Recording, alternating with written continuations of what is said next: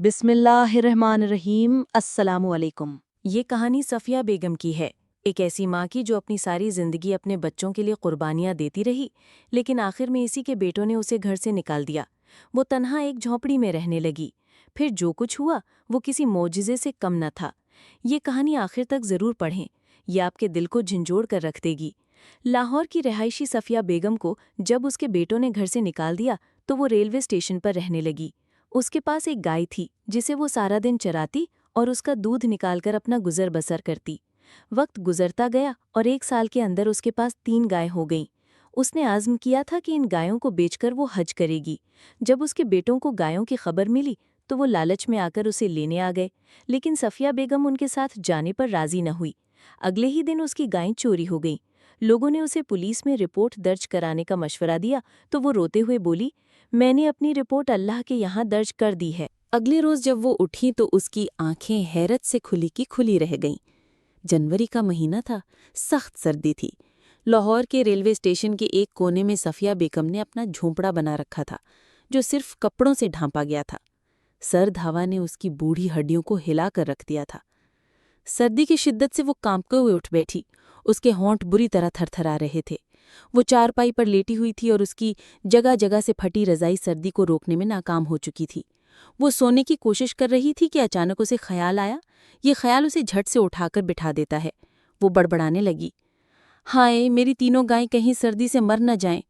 اس نے فوراً رضائی ہٹائی اور جیسے ہی اٹھنے لگی اس کے پھٹے پرانے کپڑوں نے اسے اور بھی زیادہ کانپنے پر مجبور کر دیا، لیکن اپنی گایوں کی فکر میں وہ سب کچھ بھول چکی تھی۔ رضائی ہاتھ میں لے کر وہ آہستہ آہستہ اپنے جھونپڑے کی طرف بڑھی، جہاں اس کی تینوں گائیں ایک دوسرے سے جڑ کر بیٹھی تھیں، سردی سے کانپ رہی تھیں۔ صفیہ بیگم نے ان پر اپنی رضائی ڈال دی۔ گائیں بڑی شکر گزار نظروں سے اسے دیکھنے لگیں۔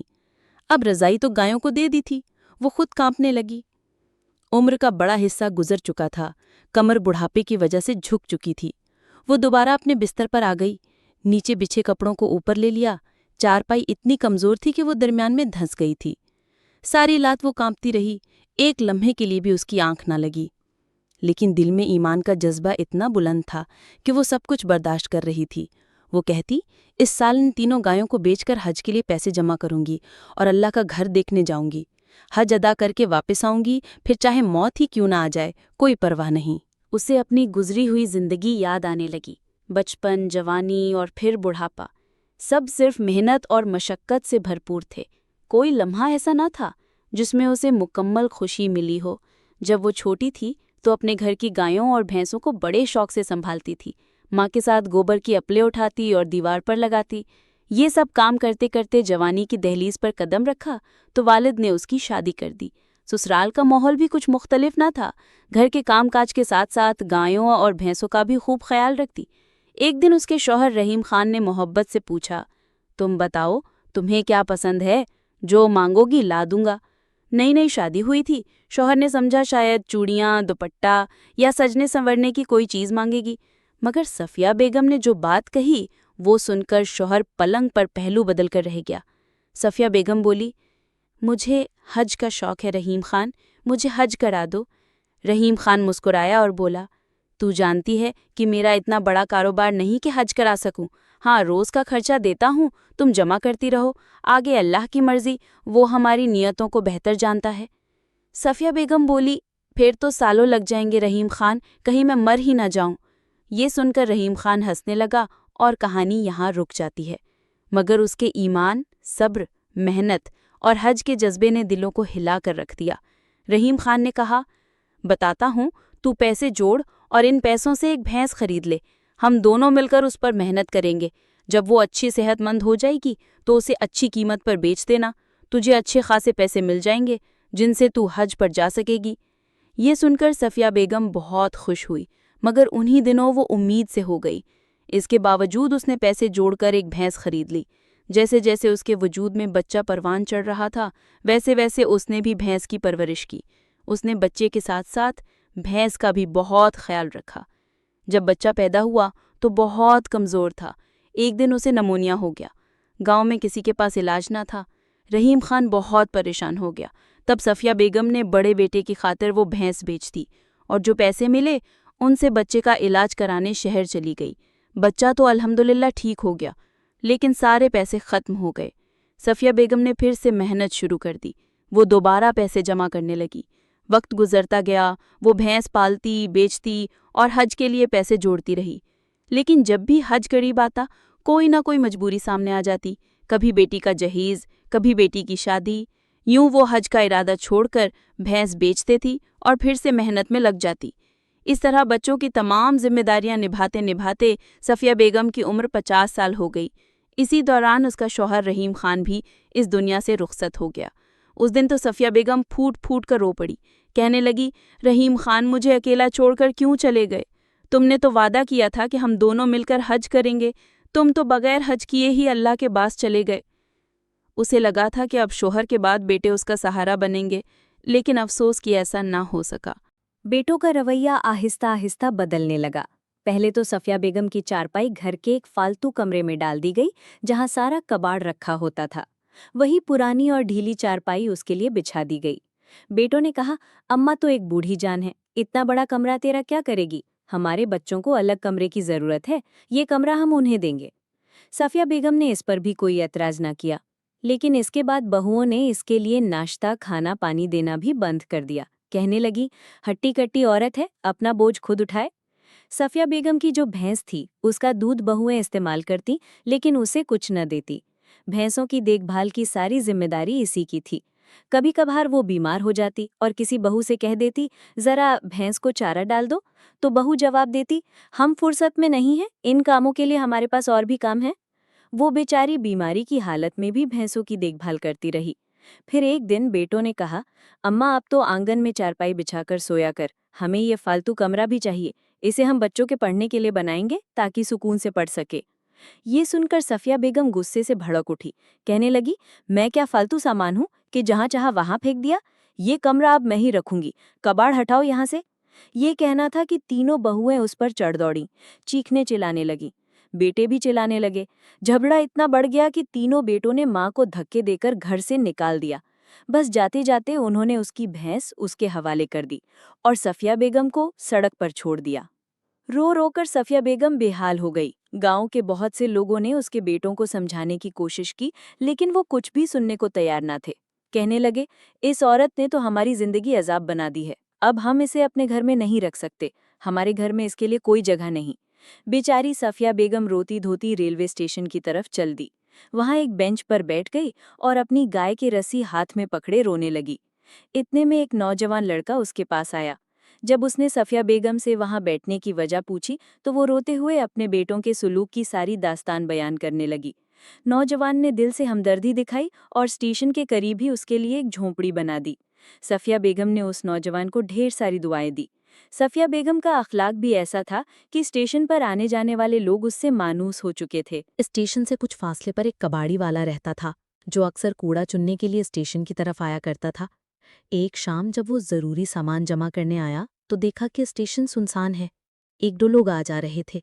اسٹیشن کے ایک کونے میں ایک جھونپڑی بنی ہوئی تھی جس کی چھت پر کپڑا پڑا تھا اور دیوار کی صرف ایک طرف چادر لٹک رہی تھی، باقی طرف صرف بانس کی لکڑیاں تھیں۔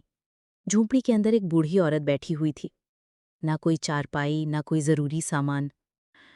وہ کباڑی والا اکثر صفیہ بیگم کو اپنی بھینسوں کے ساتھ مصروف دیکھا کرتا تھا۔ سارا دن وہ اپنی بھینسوں کی خدمت میں مصروف رہتی، ان کے لیے گھاس لاتی، کبھی دور سے کوئی خاص جڑی بوٹی توڑ کر لاتی، ان کے دودھ کو بیچ کر اپنا گزر بسر کرتی۔ عجیب بات یہ تھی کہ صفیہ بیگم کی بھینس اتنی صحت مند تھی کہ بڑے بڑے زمینداروں اور جاگیرداروں کی بھینسیں بھی ان جیسی نہ تھیں۔ ایک دن اسی گاؤں کا چودھری اسٹیشن پر آ نکلا۔ اس کی نظر صفیہ بیگم کی بھینسوں پر پڑی جو گھاس کھا رہی تھیں۔ ایسی صحت مند بھینس اس نے کبھی نہ دیکھی تھی۔ پاس کھڑے ایک شخص نے بتایا کہ یہ بھینس صفیہ بیگم نامی عورت کی ہے جو یہاں ایک جھونپڑی میں رہتی ہے۔ چودھری کے دل میں لالچ پیدا ہوا۔ وہ جھونپڑی تک آ گیا جہاں صفیہ بیگم رہتی تھی۔ صفیہ بیگم نے باہر سے آوازیں سنی تو فوراً اپنا چہرہ ڈھانپ کر باہر نکلی۔ دیکھا تو چودھری کھڑا تھا۔ چودھری نے پوچھا، یہ بھینسیں تمہاری ہیں؟ صفیہ بیگم نے ہاں میں سر ہلا دیا۔ وہ تھوڑی گھبرا گئی تھی۔ چودھری بولا، بہت اچھی بھینسیں ہیں، اگر تم چاہو تو میں ان کا اچھا معاوضہ دے سکتا ہوں، تم اس جھونپڑی سے نکل کر پکے گھر میں رہ سکتی ہو۔ صفیہ بیگم نے ایک نظر چودھری کی طرف دیکھا۔ چودھری کہنے لگا، میں چاہتا ہوں کہ تم اپنے بھینس میرے ڈیرے پر چھوڑ دو، میرا دودھ کا کاروبار ہے، انہیں اچھی خوراک دوں گا، دودھ بیچوں گا اور معاوضہ تمہیں دوں گا، تم مالا مال ہو سکتی ہو۔ یہ سن کر صفیہ بیگم کے چہرے پر مسکراہٹ آ گئی، کہنے لگی، چودھری صاحب، اگر میں چاہتی تو یہ سب کچھ خود بھی کر سکتی تھی، میں خود خالص دودھ بیچتی ہوں اور اچھی کمائی بھی ہو سکتی ہے، مگر مجھے دنیا کے آرام اور پکے گھروں کی ضرورت نہیں، مجھے تو اپنے رب کے گھر کعبہ کا دیدار کرنا ہے، اس کے بعد چاہے موت بھی آ جائے مجھے کوئی پرواہ نہیں۔ یہ کہہ کر صفیہ بیگم دوبارہ اپنی بھینسوں کے پاس چلی گئی اور چودھری سولت کی نیت اور مقصد دیکھ کر خاموشی سے واپس لوٹ گیا۔ اب وہ گھر بھی انہیں تنگ لگنے لگا تھا، کیونکہ جیسے جیسے بچے بڑے ہو رہے تھے وہ آپس میں بہت لڑنے جھگڑنے لگے تھے، نہ صرف بچے بلکہ بچوں کی وجہ سے مائیں بھی آپس میں لڑنے لگی تھیں۔ گھر کا سکون تو جیسے برباد ہو چکا تھا۔ صفیہ بیگم اور رحیم خان کی حویلی بڑی تھی، وہاں مزید کمرے بنائے جا سکتے تھے، اس لیے انہوں نے سوچا کہ ہم یہاں مزید کمرے بنوا کر سب بھائیوں کا حصہ الگ کر دیں گے تاکہ روز روز کی چک چک سے جان چھوٹ جائے۔ وہ اسی سوچ میں تھے کہ پیسے کہاں سے آئیں، کیونکہ جو کماتے تھے وہ سب گھر اور بچوں کے اخراجات میں لگ جاتا تھا۔ ایسی ہی ایک روز گاؤں کے چودھری نے انہیں اپنے پاس بلایا اور خواہش ظاہر کی کہ تم لوگ اپنی ماں کی بھینس مجھے دے دو، میں تمہیں منہ مانگی قیمت دوں گا۔ یہ سن کر صفیہ بیگم کے بیٹے حیرت میں پڑ گئے۔ چودھری تو یہ سمجھ رہا تھا کہ ان کی ماں ان کے ساتھ ہی رہتی ہے، مگر بیٹوں کو تو خبر ہی نہ تھی کہ اماں کے پاس اتنی اچھی بھینس موجود ہے۔ بہرحال ان کے دل میں لالچ آ گیا، انہوں نے ظاہری طور پر چودھری کو انکار کر دیا کہ ہم اپنی بھینس نہیں بیچیں گے۔ چودھری ایک بار پھر خاموش ہو گیا، مگر تینوں بیٹوں نے آپس میں بیٹھ کر فیصلہ کیا کہ کسی طرح اماں کو گھر لے آئیں، اماں نہ صحیح کم از کم بھینسوں سے تو فائدہ ہو سکتا ہے۔ اسی روز وہ اسٹیشن پہنچے جہاں صفیہ بیگم دھوپ میں بیٹھی اپنی بھینسوں کی رکھوالی کر رہی تھی۔ دور سے بیٹوں کو آتے دیکھا تو فوراً منہ موڑ لیا، دل میں یہی سوچا کہ شاید کسی کام سے جا رہے ہوں، مگر بیٹے سیدھا ماں کے پاس آ گئے اور اس کے قدموں میں بیٹھ کر شرمندگی ظاہر کرتے ہوئے معافیا مانگنے لگے۔ ان کی نظر ماں بھر کم اور بھینسوں پر زیادہ تھی جو ماں کے پیچھے کھڑی تھی۔ ماں بھی سب سمجھ چکی تھی۔ بیٹے لوتے ہوئے کہنے لگے، اماں ہمیں معاف کر دو، ہمیں اپنی غلطی کا احساس ہو گیا ہے، جب سے تم گھر چھوڑ کر گئی ہو گھر کا سکون ختم ہو گیا ہے، بے شک ماں جیسا پیار کوئی نہیں کر سکتا، تم ہمارے ساتھ گھر چلو، وہ گھر سب سے پہلے تمہارا ہے پھر ہمارا۔ مگر صفیہ بیگم نے جانے سے انکار کر دیا، کہنے لگی، مجھے نہ تم لوگوں کی ضرورت ہے نہ اس گھر کی، میں یہاں خوش ہوں، کھلی فضا ہے، اپنا گھر ہے، کسی کی محتاج نہیں ہوں، میرے پاس میری بھینسیں ہیں جن سے دل کی باتیں کر لیتی ہوں، آس پاس کے لوگ میرا بہت خیال رکھتے ہیں، کوئی کھانے کو کچھ دے دیتا ہے، کوئی تھوڑی دیر بیٹھ کر باتیں کر لیتا ہے، یہ سب میرا خاندان بن چکے ہیں، میں تمہارے ساتھ نہیں جاؤں گی۔ بیٹوں نے بہت منتیں کی مگر صفیہ بیگم نہ مانی اور مجبوراً بیٹوں کو واپس جانا پڑا۔ اس دن صفیہ بیگم کا دل پھر سے بری طرح ٹوٹ گیا، وہ ایک کونے میں بیٹھ کر بہت دیر تک روتی رہیں۔ ان کی بھینسیں جھونپڑی کے باہر بندھی ہوئی تھیں، انہیں کبھی شوہر یاد آتا، کبھی بیٹوں کی بے وفائی۔ اکیلی عورت تھی، سوچتی کہ اگر مر بھی جاؤں تو کون ہے جو جنازہ دے گا، سگے بیٹے تو شاید جنازے کو کندھا دینے بھی نہ آئیں، اور غیر تو غیر ہی ہوتے ہیں۔ یہی سوچ کر روتے روتے کسی پہر آنکھ لگ گئی۔ صبح جب اٹھیں تو بھینسوں کی آوازیں سنائی نہ دیں۔ جیسے ہی جھونپڑی سے باہر آئیں تو زمین ان کے قدموں تلے وکل گئی، کیونکہ میدان بالکل صاف تھا، ایک بھی بھینس موجود نہ تھی۔ فکر سے سوچنے لگیں کہ شاید رسی کھول کر بھاگ گئی ہو، مگر ایسا کبھی نہ ہوا تھا۔ بھینسیں اس سے بڑی وفادار تھیں۔ وہ ہانپتے ہوئے ادھر ادھر بھینس ڈھونڈنے لگی، پورا اسٹیشن چھان مارا، مگر کہیں نہ ملی۔ وہ پھوٹ پھوٹ کر رونے لگی۔ لوگوں نے جمع ہو کر دلاسا دیا اور تلاش شروع کی۔ مساجد میں اعلان کرائے گئے، مگر بھینس نہ مل سکی۔ کچھ لوگ کہنے لگے، اماں پولیس میں رپورٹ کرواؤ، شاید چور پکڑا جائے، مگر صفیہ بیگم روتے ہوئے کہنے لگی، نہیں، میں نے اپنی رپورٹ اللہ کی بارگاہ میں درج کرا دی ہے، یہ میرے حج کے ٹکٹ تھے، میری بھینس نہیں چوری ہوئی بلکہ میرا حج کا ٹکٹ چوری ہوا ہے، میرا رب مجھے میرا ٹکٹ دے گا۔ صفیہ بیگم کی یہ خبر اتنی پھیل گئی کہ دور دور سے لوگ آنے لگے، ہر کوئی یہی چاہتا تھا کہ کسی طرح صفیہ بیگم کی بھینس مل جائے۔ ان کی زندگی انہیں خالی خالی سی لگنے لگی تھی، وہ اپنی جھونپڑی میں بیٹھی روتی رہتی، یہاں تک کہ اپنی حالت بھی بگاڑ بیٹھیں۔ انہیں تو ایسا محسوس ہونے لگا تھا کہ شاید اب ان کی موت قریب ہے اور وہ مر کر ہی اپنے رب سے ملیں گی۔ خانہ کعبہ دیکھنا تو جیسے ان کے نصیب میں تھا ہی نہیں۔ مگر اگلی صبح جب وہ اٹھیں تو ان کے ہوش اڑ گئے۔ ان کی جھونپڑی کے باہر کئی بڑے لوگ بیٹھے تھے جو صفیہ بیگم کے اٹھنے کا انتظار کر رہے تھے۔ صفیہ بیگم باہر آئیں تو کہنے لگی، کیا میری بھینس مل گئی ہے؟ کیا تم لوگ میری بھینسوں کا پتہ لے کر آئے ہو؟ یہ سن کر ان لوگوں نے آگے بڑھ کر صفیہ بیگم کے سر پر ہاتھ رکھا اور اپنی جیبوں سے پیسے نکال کر صفیہ بیگم کی جھولی میں ڈال دیے اور کہنے لگے، صفیہ بیگم، نہ یہ کوئی خیرات ہے، نہ صدقہ، اور نہ ہی ہم آپ پر ترس یا ہمدردی کے طور پر یہ دے رہے ہیں، بلکہ یہ تم سمجھو کہ یہ تمہارا حج کا ٹکٹ ہے۔ ہم تمہیں اپنے پیسوں سے حج کروا رہے ہیں۔ تم نے جو نیکیاں کی ہیں وہ تمہارا رب جانتا ہے۔ تم جس نیت سے اپنی بھینسوں کو پال رہی تھی وہ بھی تمہارا رب بہتر جانتا ہے، وہ تمہاری نیت سے انجان نہیں، مگر اب ہمارا فرض بنتا ہے کہ ہم صفیہ بیگم کو خدا کا گھر دکھائیں۔ یہ سن کر صفیہ بیگم رو پڑیں۔ اس کے منہ سے تو کوئی بات ہی نہ نکل رہی تھی، وہ ہچکیاں باندھے بہت دیر تک روتی رہیں۔ اس نے پیسے واپس کرنے کی بھی کوشش کی، مگر وہ لوگ کہنے لگے، ہرگز نہیں، آپ ان پیسوں سے جا کر حج کریں، وقت کا کوئی بھروسہ نہیں، کم از کم آپ اپنی قبر میں یہ ارمان تو لے کر نہیں جائیں گی کہ آپ حج نہیں کر سکیں۔ صفیہ بیگم مسکرائیں اور کہنے لگیں، تم لوگوں کا بہت شکریہ، میرا رب میرے ساتھ انصاف ضرور کرے گا۔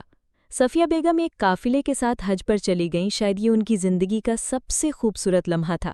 پورے گاؤں میں صفیہ بیگم کا چرچا تھا۔ ان کی تو خواہش تھی کہ خانہ کعبہ کو دیکھتے ہی ان کی روح پرواز کر جائے اور وہ اسی پاک زمین میں دفن ہو جائے۔ ان کے جذبات ایسے تھے کہ لفظوں میں بیان کرنا مشکل تھا۔ حج کی ادائیگی کے بعد جب وہ واپس لوٹیں تو گاؤں والے پھولوں کے ہار لے کر ان کے استقبال کے لیے آئے ہوئے تھے۔ سب انہیں اسٹیشن لینے پہنچے۔ صفیہ بیگم ٹھٹک کر رک گئیں کیونکہ ان کی تینوں بھینسیں ان کی جھونپڑی کے باہر بالکل ویسے ہی بندھی ہوئی تھیں جیسے پہلے ہوا کرتی تھیں۔ وہ حیرت سے سب کے چہرے دیکھنے لگی اور خوشی سے بھاگتے ہوئے بھینسوں کے پاس آئیں اور انہیں سینے سے لگا کر رونے لگی، کہنے لگیں، یہ بھینسیں کہاں سے آ گئیں؟ یہ تو چوری ہو گئی تھیں۔ اسی وقت گاؤں کا چودھری ایک طرف سے آیا، روتی ہوئے اپنے سر سے پگڑی اتار کر صفیہ بیگم کے قدموں میں رکھ دی اور کہنے لگا، اماں، مجھے معاف کر دو، میں نے بہت بڑی غلطی کر دی۔ تمہاری بھینسوں کو دیکھ کر میرے دل میں لالچ آ گیا تھا، میں نے ہی راتوں رات تمہاری بھینسیں چوری کرائی تھیں، مگر اس رات کے بعد کبھی سکون سے سو نہ سکا۔ میرے ڈیرے پر موجود ساری بھینسیں بیماری کا شکار ہو کر مر گئیں، میرے کچھ بھی نہ بچا، لاکھوں کا نقصان ہو گیا۔ تب مجھے یہ احساس ہوا کہ میں نے کتنی بڑی زیادتی کی ہے۔ یہ بھینسیں تمہاری امانت تھیں، میں نے واپس کر دی ہیں، بس مجھے بددعا نہ دینا۔ یہ سن کر صفیہ بیگم نے کچھ نہ کہا بلکہ اپنی آنکھوں کے آنسو صاف کیے اور چودھری کو معاف کر دیا، کیونکہ وہ اپنے کیے کی سزا خود ہی بھگت چکا تھا۔ بے شک جو معاملات اللہ تعالیٰ کے سپرد کر دیے جائیں وہ انہیں اس طرح حل کرتا ہے کہ ہمیں کانوں کان خبر بھی نہیں ہوتی، اور سارے مسائل اس طرح سلجھ جاتے ہیں کہ انسان سجدہ شکر کرنے پر مجبور ہو جاتا ہے۔ اگر آپ کو یہ کہانی سبق آموز لگی ہو